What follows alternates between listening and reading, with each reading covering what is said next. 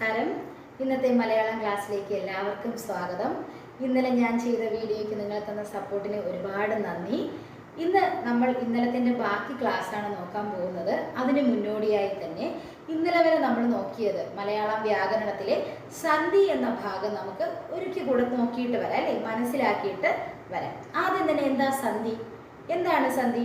രണ്ട് വർണ്ണങ്ങൾ തമ്മിൽ ചേരുമ്പോൾ തമ്മിലുണ്ടാകുന്ന മാറ്റമാണ് സന്ധി, അല്ലേ? രണ്ട് വർണ്ണങ്ങൾ തമ്മിൽ ചേരുമ്പോൾ തമ്മിലുണ്ടാകുന്ന മാറ്റമാണ് സന്ധി എന്ന് നമ്മൾ പഠിച്ചു. അതുപോലെ തന്നെ വർണ്ണങ്ങൾക്ക് വരുന്ന മാറ്റം അനുസരിച്ച് സന്ധികളെ നാലായി തരംതിരിക്കുന്നു, അല്ലേ? എത്ര തരംതിരിക്കുന്നു? നാലായിട്ട് തരംതിരിക്കുന്നു. അവ ഏതൊക്കെയാ? ലോപസന്ധി, ദ്വിത്വസന്ധി, ആഗമസന്ധി, ആദേശസന്ധി എന്നിവയാണ്. അതിൽ നമ്മൾ ലോപസന്ധി നോക്കി. എന്താ ലോപസന്ധി? രണ്ട് വർണ്ണങ്ങൾ തമ്മിൽ ചേരുമ്പോൾ ഒരു വർണ്ണം ലോപിച്ചു പോകുന്നതിനെ ലോപസന്ധി എന്ന് പറയുന്നു. രണ്ട് വർണ്ണങ്ങൾ തമ്മിൽ ചേരുമ്പോൾ ഒരു വർണ്ണം ലോപിച്ചു പോകുന്നതിനെ ലോപസന്ധി എന്ന് പറയുന്നു. അതേസമയം എന്താണ് ദ്വിത്വസന്ധി? രണ്ട് വർണ്ണങ്ങൾ തമ്മിൽ ചേരുമ്പോൾ ഒരു വർണ്ണം ഇരട്ടിക്കുന്നതിനെ ദ്വിത്വസന്ധി എന്ന് പറയുന്നു. രണ്ട് വർണ്ണങ്ങൾ ചേരുമ്പോൾ ഒരു വർണ്ണം ഇരട്ടിക്കുന്നതിനെ ദ്വിത്വസന്ധി എന്ന് പറയുന്നുവെന്നും നമ്മൾ പഠിച്ചു. മൂന്നാമത് ഇന്നലെ നമ്മൾ വീണ്ടും എന്താ പഠിച്ചേ? ആഗമസന്ധി എന്താണ്? എന്താ ആഗമസന്ധി? ആഗമസന്ധി എന്ന് പറയുമ്പോൾ രണ്ട് വർണ്ണങ്ങൾ ചേരുമ്പോൾ ഒരു വർണ്ണം പുതുതായി വരുന്നതിനെ എന്തെന്ന് പറയുന്നു?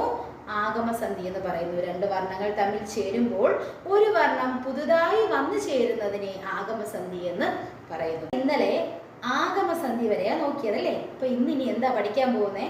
ആദേശസന്ധി. എന്താണ് ആദേശസന്ധി? എന്താണ് ആദേശസന്ധി? രണ്ട് വർണ്ണങ്ങൾ തമ്മിൽ ചേരുമ്പോൾ ഒരു വർണ്ണം പോയി പകരം മറ്റൊരു വർണ്ണം വന്നു ചേരുന്നതാണ് ആദേശസന്ധി. ഒരു വർണ്ണം പോയി പകരം മറ്റൊരു വർണ്ണം വന്നു ചേരുന്നതാണ് ആദേശസന്ധി. എന്താണ് ആദേശസന്ധി എന്ന് നമുക്ക് ഒരുമിച്ച് പറയാം. പറഞ്ഞേ എൻ്റെ ഒപ്പം. എന്താണ് ആദേശസന്ധി? രണ്ട് വർണ്ണങ്ങൾ തമ്മിൽ ചേരുമ്പോൾ ഒരു വർണ്ണം പോയി പകരം മറ്റൊരു വർണ്ണം വന്നു ചേരുന്നതാണ് ആദേശസന്ധി. എന്താ? ഒരിക്കൽ കൂടെ പറയാം. രണ്ട് വർണ്ണങ്ങൾ തമ്മിൽ ചേരുമ്പോൾ ഒരു വർണ്ണം പോയി പകരം മറ്റൊരു വർണ്ണം വന്നു ചേരുന്നതാണ് ആദേശസന്ധി. ആദേശസന്ധി ഇത്രയേ ഉള്ളൂ. മനസ്സിലായല്ലോ? ഒരു വർണ്ണം പോകും, ഒരു വർണ്ണം എന്ത് ചെയ്യും? പോകും. പക്ഷെ ആ വർണ്ണത്തിന്റെ സ്ഥാനത്ത് എന്ത് വരും? വേറൊരു വർണ്ണം വന്നു ചേരും. അതാണ് എന്തെന്ന് പറയുന്നത്? ആദേശസന്ധി എന്ന് പറയുന്നത്. ആദേശസന്ധി എന്താണെന്ന് നോക്കി ഇന്ന് നമുക്ക് എന്ത് ചെയ്യാം? ആദേശസന്ധിയുടെ ഉദാഹരണങ്ങൾ നോക്കാം. ശ്രദ്ധിച്ചിരിക്കുക. ശ്രദ്ധിച്ചിരുന്നാൽ മാത്രമേ ഇതിന്റെ ഉദാഹരണം നമുക്ക് കണ്ടുപിടിക്കാൻ പറ്റൂ. എക്സാമിനൊക്കെ ഒരുപാട് ചോദിക്കുന്ന കാര്യമാണ്. അപ്പൊ ശ്രദ്ധിക്കുക. നോക്കിക്കേ. കൺ അധികം തു. കൺ അധികം തു ചേർക്കുമ്പോൾ എന്താ എഴുതിയിട്ടുള്ളത്? കണ്ടു, അല്ലേ? കൺ അധികം തു എന്ന് പറയുന്നത് എന്താ മക്കളെ? കണ്ടു എന്നാ കൊടുത്തിട്ടുള്ളത്. അപ്പൊ നിങ്ങൾ ചിന്തിക്കും, ഇത് എങ്ങനെയായി ഇണ്ട വന്നത്, അല്ലേ? വേറെ ഒന്നുമല്ല, നമ്മുടെ താ ഉണ്ടല്ലോ, തൂവിലെ താ മാറി അവിടെ ഡാ വന്നു. താ മാറി അവിടെ എന്ത് വന്നു? ടാ വന്നു. അതുകൊണ്ടാ കണ്ടു എന്ന് അറിയാലോ. ണ് പ്ലസ് ടാ എന്ന് പറയുന്നത് എന്താണ്? ഇണ്ടയാണ്, അല്ലേ? ണ് അധികം ഡാ എന്ന് പറയുന്നത് എന്താണ്? ഇണ്ടയാണ്. അങ്ങനെ താ മാറി അവിടെ എന്ത് വന്നു? ഡാ വന്നത് കൊണ്ടാണ് അവിടെ കണ്ടു എന്നായി മാറിയത്. ശ്രദ്ധിക്കുക. നിങ്ങളത് ഡീറ്റെയിൽ ആയിട്ട് പഠിക്കണമെന്നില്ല, എങ്കിലും ഞാൻ പറഞ്ഞു തരുന്നതാണ്. ശ്രദ്ധിക്കുക. കൺ അധികം തു എന്ന് പറയുന്നത് എന്താണ്? കണ്ടു. അവിടെ ഏത് വർണ്ണമാ മാറിപ്പോയത്? താ എന്ന അക്ഷരം മാറിപ്പോയി. എന്ത് വന്നു? ഡാ എന്നത് വന്നത് കൊണ്ടാണ് അവിടെ എന്ത് മാറി വന്നത്? കണ്ടു എന്ന് ആയത്. അപ്പൊ കൺ പ്ലസ് തു എന്ന് പറഞ്ഞാൽ കണ്ടു എന്നാണ്. അപ്പൊ കണ്ടു എന്ന വാക്ക് ഏത് സന്ധിക്ക് ഉദാഹരണമാ? നമ്മുടെ ആദേശസന്ധിക്ക് ഉദാഹരണമാണ്. മനസ്സിലായോ? അടുത്തത് നോക്കിക്കോ. അടുത്തത് വിൺ അധികം തലം. വിൺ അധികം തലം എന്താണെന്ന് എഴുതിയിട്ടുണ്ട്? വിണ്ടലം, അല്ലെ? എന്താന്ന് എഴുതിയിട്ടുണ്ട്? വിണ്ടലം. വിൺ അധികം തലം വിണ്ടലം. ഇവിടെയും അതേ മാറ്റം തന്നെയാണ് സംഭവിച്ചിട്ടുള്ളത്. എന്താ? താ മാറി ടാ വന്നു. താ മാറി ടാ വന്നു. ഒരിക്കൽ കൂടെ നമുക്ക് എന്ത് ചെയ്യാം? എന്താ ആദേശസന്ധി എന്ന് നോക്കാം. എന്താണ്? രണ്ട് വർണ്ണങ്ങൾ തമ്മിൽ ചേരുമ്പോൾ ഒരു വർണ്ണം പോയി പകരം മറ്റൊരു വർണ്ണം വന്നു ചേരുന്നതാണ് എന്ത് മക്കളെ? ആദേശസന്ധി എന്ന് പറയുന്നത്. ആദേശസന്ധിയുടെ ഉദാഹരണം എന്തൊക്കെ നോക്കി നമ്മള്? വിൺ അധികം തലം വിണ്ടലം എന്നും, അതുപോലെ എന്താ? കൺ പ്ലസ് തു കണ്ടു എന്നും നമ്മൾ നോക്കി. അപ്പോൾ ഇന്നത്തേക്ക് സന്ധികൾ നമ്മൾ ഇത്രയേ ഉള്ളൂ. ലോപസന്ധി പഠിച്ചു, ദ്വിത്വസന്ധി പഠിച്ചു, ആഗമസന്ധി പഠിച്ചു, ആദേശസന്ധി പഠിച്ചു. ഈ സന്ധികളെല്ലാം എന്ത് ചെയ്യുക, ഓർത്ത് വെച്ചിരിക്കുക, മനസ്സിലാക്കി വെച്ചിരിക്കുക. അത്രയേ ഉള്ളൂ കേട്ടോ. ഇതെല്ലാം എന്ത് ചെയ്യുക, മനസ്സിലാക്കി വെച്ചിരിക്കുക, നന്നായിട്ട് പഠിക്കുക. നമുക്കിനി എന്ത് ചെയ്യാം, ഇനി ഒട്ടും സമയം വൈകിക്കാതെ നമുക്ക് എന്ത് ചെയ്യാം, ആസ്വാദനക്കുറിപ്പ് എങ്ങനെ എഴുതണം, ഏത് രീതിയിൽ എഴുതണം എന്നുള്ളത് നോക്കാം. പലപ്പോഴും പലപ്പോഴും എന്നല്ല, എല്ലാ പരീക്ഷയ്ക്കും ആവർത്തിച്ച് വരുന്ന ഒരു ചോദ്യമാണ് ആസ്വാദനക്കുറിപ്പ് എഴുതുക അല്ലേ. ചോദ്യ പേപ്പറിൽ പ്രവർത്തനം ഉണ്ടാവും, അതിലൊരു കവിത തന്നിട്ടുണ്ടാവും അല്ലെങ്കിൽ കഥ തന്നിട്ടുണ്ടാവും, കവിയുടെയോ കഥാകാരൻ്റെ പേര് സൈഡിൽ കൊടുത്തിട്ടുണ്ടാവും. എന്താ ആസ്വാദനക്കുറിപ്പ്? വേറെ ഒന്നുമല്ല, നമ്മളൊരു കഥയോ കവിതയോ വായിച്ചിട്ട് അത് നമ്മൾ എത്രത്തോളം ആസ്വദിക്കുന്നുവോ അല്ലേ, നമ്മുടെ ആസ്വാദന ശേഷി എങ്ങനെയാണോ അത് മനസ്സിലാക്കി ആ കവിതയുടെ ആശയം മനസ്സിലാക്കിക്കൊണ്ട് എഴുതുന്നതാണ് എന്തെന്ന് പറയുന്നത് ആസ്വാദനക്കുറിപ്പ് എന്ന് പറയുന്നത്. അപ്പോൾ ആസ്വാദനക്കുറിപ്പിന് ചില തലങ്ങളുണ്ട്. അതായത് മെയിനായിട്ട് 3 തലങ്ങളാണ് ഉള്ളത്. തുടക്കം, പിന്നെ അടുത്ത് വരുന്നത് ഖണ്ഡിക തിരിച്ചെഴുതൽ, ഒടുക്കം. ഇത് 3 നമ്മൾ ശ്രദ്ധിച്ചിരിക്കണം. തുടക്കവും ശ്രദ്ധിക്കണം, ഖണ്ഡിക തിരിച്ചു വേണം എഴുതേണ്ടതെന്ന് ശ്രദ്ധിക്കണം, അവസാന പരിസമാപ്തിയും അതിൽ ഉണ്ടായിരിക്കണം എന്നർത്ഥം. അപ്പോൾ നമ്മൾ ഒരു ആസ്വാദനക്കുറിപ്പ് മക്കളെ എഴുതുകയാണെങ്കിൽ എന്തൊക്കെ ശ്രദ്ധിക്കണമെന്ന് നമുക്ക് നോക്കാം. ഇന്ന് ഞാൻ ഇതിൻ്റെ ഘട്ടങ്ങൾ പറഞ്ഞു തരാം. പിന്നീട് ഒരു ദിവസം എന്ത് ചെയ്യാം, നമുക്കൊരു കുട്ടി കവിത എടുത്ത് അർത്ഥമൊക്കെ മനസ്സിലാക്കി ചൊല്ലി രസിച്ച് നമുക്ക് എന്ത് ചെയ്യാം, സ്വന്തമായിട്ട് നമുക്കൊരു ആസ്വാദനക്കുറിപ്പ് എഴുതി നോക്കാം. ഇന്ന് നമുക്ക് എന്ത് ചെയ്യാം, ജസ്റ്റ് ഒന്ന് എന്താണ് അതിൻ്റെ ഘട്ടങ്ങൾ, എങ്ങനെയാണ് എഴുതേണ്ടത് എന്ന് നമുക്ക് മനസ്സിലാക്കാം, നോക്കാം. അപ്പോൾ ആസ്വാദനക്കുറിപ്പിന് ആദ്യം എന്ത് ചെയ്യണം, നമ്മൾ ആസ്വാദനക്കുറിപ്പ് അത് എഴുതുക, അണ്ടർലൈൻ ചെയ്യുക. അത് ഏത് പ്രവർത്തനം നമുക്ക് പരീക്ഷയ്ക്ക് വന്നാലും നമ്മൾ പ്രവർത്തനം 1 ജീവചരിത്രക്കുറിപ്പാണെങ്കിൽ ജീവചരിത്രക്കുറിപ്പ് അത് അവിടെ എന്ത് ചെയ്തിരിക്കണം, എഴുതിയിരിക്കണം കേട്ടോ. അത് പ്രത്യേകിച്ച് നിങ്ങൾ ശ്രദ്ധിക്കുക. അപ്പോൾ ആസ്വാദനക്കുറിപ്പ് അത് എഴുതുക, അടിവര ഇടുക.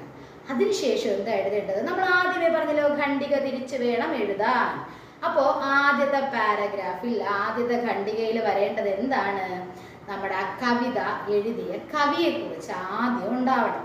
അത് കുറഞ്ഞത് 5 പോയിന്റെങ്കിലും വേണം. കുറഞ്ഞത് കവിയെക്കുറിച്ചുള്ള പരാമർശം എത്ര പോയിന്റെങ്കിലും വേണം മക്കളെ, 5 പോയിന്റെങ്കിലും വേണം.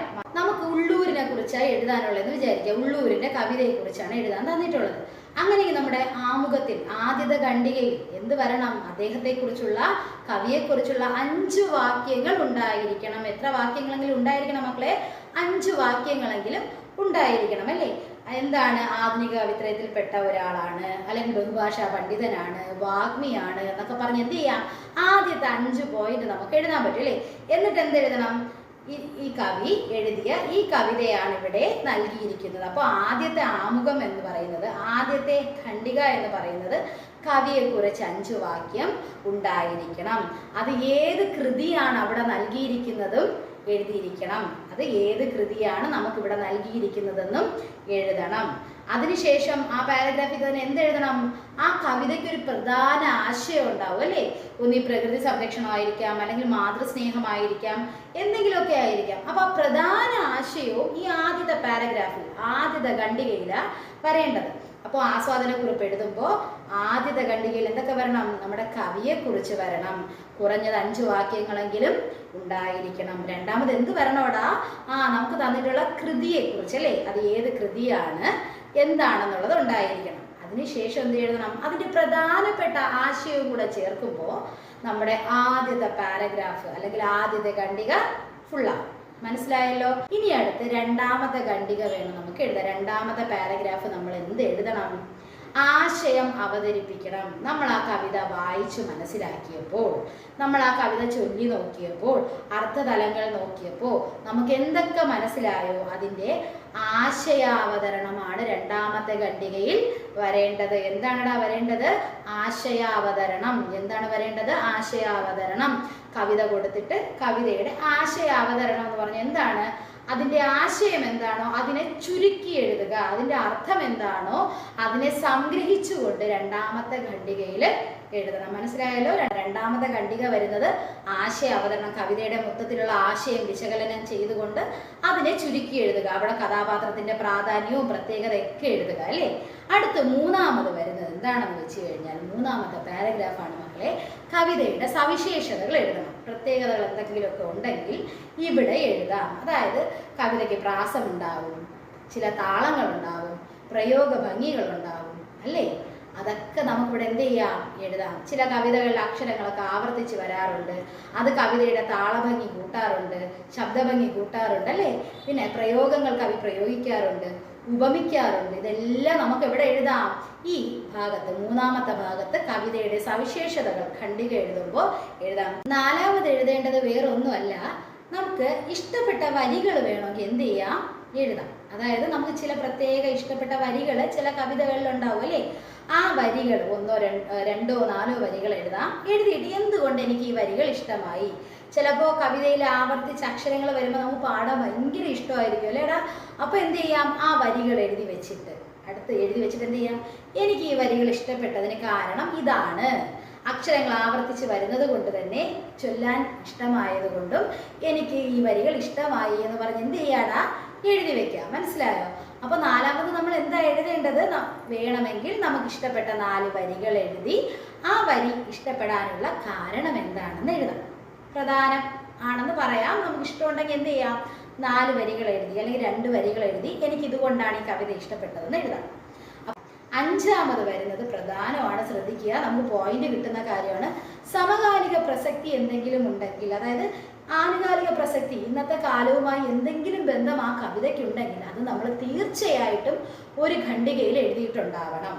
സമകാലീന പ്രസക്തിയുള്ള ഒരു വിഷയമാണ് കവിതയിൽ പ്രതിപാദിക്കുന്നത് എങ്കിൽ ഉറപ്പായും തീർച്ചയായും നിങ്ങൾ എന്ത് ചെയ്തിട്ടുണ്ടാവണം മക്കളെ, എഴുതിയിട്ടുണ്ടാവണം. അടുത്ത പാരഗ്രാഫിൽ നിങ്ങൾ എഴുതിയിട്ടുണ്ടാവണം, ഇന്ന കവിത ഇന്നത്തെ സമൂഹവുമായി ബന്ധപ്പെട്ട് നിൽക്കുന്നതാണ് അല്ലേ എന്ന് പറഞ്ഞ് നമുക്ക് എന്തൊക്കെ മനസ്സിൽ തോന്നുന്നു ഇന്നത്തെ കാലവുമായിട്ട് ബന്ധപ്പെട്ട് അത് എഴുതി അവസാനം നമ്മൾ എന്ത് ചെയ്യണം, അതിൻ്റെ ഒടുക്കത്തിൽ നമ്മൾ നമ്മുടെ സ്വന്തം അഭിപ്രായം, ആ കവിത എനിക്ക് ഇഷ്ടപ്പെടാനുണ്ടായ കാരണം എന്താണ് അല്ലേ, ആ കവിതയിൽ നിന്ന് ഞാൻ എന്ത് മനസ്സിലാക്കി എന്ന് എഴുതേണ്ടത് എവിടെയാ, ലാസ്റ്റ് എഴുതണം. ലാസ്റ്റ് എന്ത് ചെയ്യണം, സ്വന്തം അഭിപ്രായം രേഖപ്പെടുത്തണം. അവസാനം എന്ത് ചെയ്യണോടാ, സ്വന്തം അഭിപ്രായം രേഖപ്പെടുത്തണം.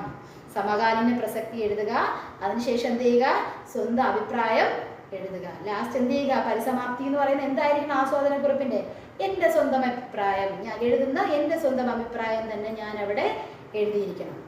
ഇത്രയേ ഉള്ളൂ ആസ്വാദനക്കുറിപ്പ്.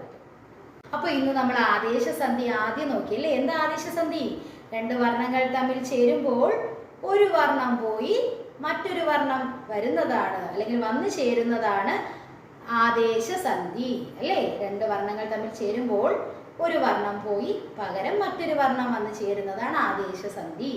അത് കഴിഞ്ഞിട്ട് നമ്മൾ ആസ്വാദനക്കുറിപ്പാണ് ഇപ്പൊ നോക്കിയത്. എന്താ ആസ്വാദനക്കുറിപ്പിൽ ശ്രദ്ധിക്കേണ്ടത്, ആമുഖം ഉണ്ടായിരിക്കണം. രണ്ടാമത്തെ പാരഗ്രാഫിൽ ഖണ്ഡികയിൽ എന്തുണ്ടായിരിക്കണം, ആശയ അവതരണം ഉണ്ടായിരിക്കണം. മൂന്നാമത്തെ എഴുതിൽ കവിതയുടെ സവിശേഷതകൾ ഉണ്ടായിരിക്കണം. നാലാമത് നമുക്ക് വേണമെങ്കിൽ ഇഷ്ടപ്പെട്ട വരികൾ എഴുതി കാരണം എന്താണെന്ന് എഴുതാം. അഞ്ചാമത് സമകാലീന പ്രസക്തിയുള്ള കവിതയാണെങ്കിൽ അതിനെക്കുറിച്ച് ഉറപ്പായിട്ടും എഴുതിയിട്ടുണ്ടാവണം. അവസാനം വന്നിട്ട് എന്ത് ചെയ്യുക, നമ്മുടെ അഭിപ്രായം രേഖപ്പെടുത്തി വെക്കുക. ആദേശസന്ധിയും ആസ്വാദനക്കുറിപ്പ് എങ്ങനെയാണ് എഴുതേണ്ടതെന്ന് മനസ്സിലായിട്ടുണ്ടാവുമെന്ന് ഞാൻ പ്രതീക്ഷിക്കുന്നു. നന്നായിട്ട് മനസ്സിലാക്കി പഠിക്കുക. നമ്മൾ എന്ത് പഠിച്ചാലും കാണാപ്പാഠം പഠിക്കാതെ മനസ്സിലാക്കി, അതൊരു കവിതയായാലും കഥയായാലും ആശയം മനസ്സിലാക്കി പഠിക്കുക. അങ്ങനെ ആശയം മനസ്സിലാക്കി പഠിച്ചു കഴിഞ്ഞാൽ നമുക്ക് എന്തായിരിക്കും, ഉറപ്പായിട്ടും ആസ്വാദനക്കുറിപ്പൊക്കെ നല്ല രീതിയിൽ എഴുതാനായിട്ട് സാധിക്കും. അപ്പോൾ ആസ്വാദനക്കുറിപ്പ് എഴുതേണ്ട ഘട്ടങ്ങൾ നിങ്ങൾക്ക് മനസ്സിലായിട്ടുണ്ടാവുമെന്ന് വിശ്വസിക്കുന്നു. ഇത് അതുപോലെ മനസ്സിലാക്കി വെച്ചിരുന്ന മക്കളെ ഏത് കഥയും കിട്ടിയാലും നമുക്ക് എഴുതാനായിട്ട് സാധിക്കും. അപ്പോൾ എല്ലാവർക്കും നല്ലൊരു ദിനം ആശംസിച്ചുകൊണ്ട് ഇന്നത്തെ ക്ലാസ് ഞാനിവിടെ നിർത്തുകയാണ്. എല്ലാവർക്കും നന്ദി.